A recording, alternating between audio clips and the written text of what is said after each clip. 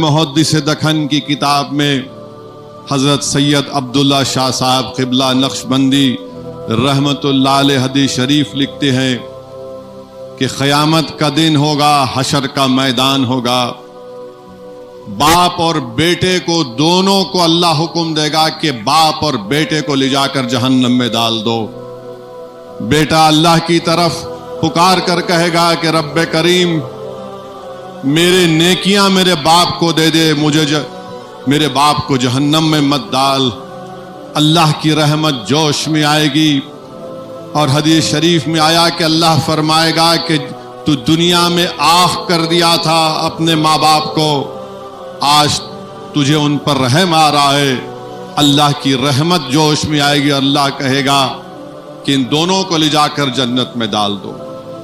تو میرے عزیز دوستوں اور بزرگوں، جس کسی کے ماں باپ زندہ ہیں، صحت مند ہیں، تو بھی خدمت لازمی ہے، بیمار ہیں تب بھی ان کی خدمت لازمی ہے۔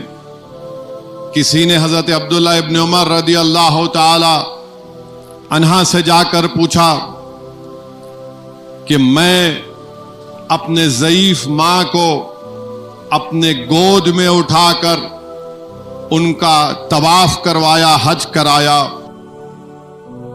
ماں کا حق ادا کیا، تو حضرت عبداللہ ابن عمر رضی اللہ تعالی عنہ نے یہ کہا کہ تو نے کوئی حق عطا نہیں کیا۔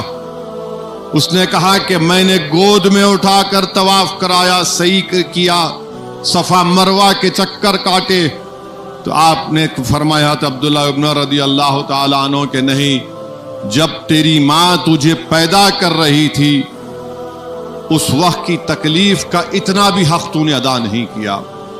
تو میرے عزیز دوستوں اور بزرگوں، اپنے ماں باپ کا خیال رکھیے۔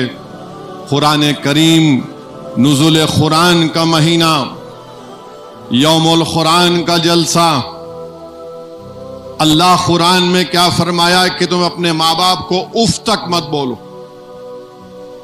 اف تک مت بولو۔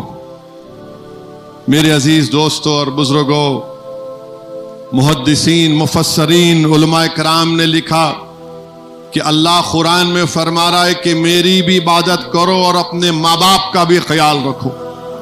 یعنی اللہ اپنی عبادت کو ہمارے ماں باپ کی خدمت سے جوڑ دیا۔ تو یہ ضروری ہے کہ اگر اس کے ماں باپ زندہ ہیں ہم ان کا خیال رکھیں، ان کی خدمت کریں۔ حدیث میں آیا، روایتوں میں آیا کہ جس کے ماں باپ زندہ ہیں اور وہ روز ان کے لیے دعا کرتا تو اس کے گھر میں برکت ہوتی ہے، صرف ماں باپ کی دعا کرنے کے لیے۔ رسول اللہ صلی اللہ علیہ وسلم نے ارشاد فرمایا، جس نے محبت سے اپنے ماں باپ کو دیکھا اس کو ایک حج کا ثواب ملے گا۔ تو ایک صحابی رسول نے پوچھا، رسول اللہ صلی اللہ علیہ وسلم اگر میں بار بار محبت سے اپنے ماں باپ کو دیکھوں؟ تو رحمت العالمین صلی اللہ علیہ وسلم نے فرمایا، اس صحابی رسول کو دیکھ کر رضی اللہ تعالی عنہ سے کو دیکھ کر کہا کہ جتنی مرتبہ تم محبت سے دیکھو گے اتنی مرتبہ تم کو حج اور عمرے کا ثواب ملے گا۔